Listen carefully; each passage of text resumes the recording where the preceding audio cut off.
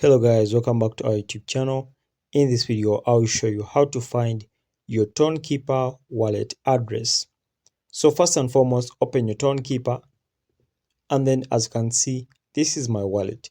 If you want to see how many wallets you have, click on the wallet section and then click on the drop down arrow up there.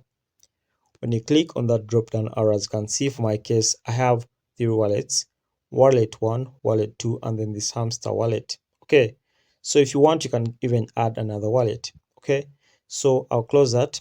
Now to see your wallet address, as you can see just below my balance is 0 over here. You can see some letters and some numbers. So below over here, this is your wallet address. Okay, and if you want to copy this wallet address, just click on this wallet address itself and you see the copied over here. So when you see this word which is copied over here, it means you're finished copying your wallet address. And you can use this wallet address to send and receive Ton coins onto your TonKeeper wallet. So guys, thanks for watching. Make sure to like and subscribe to our YouTube channel. Until next time, we shall meet once again.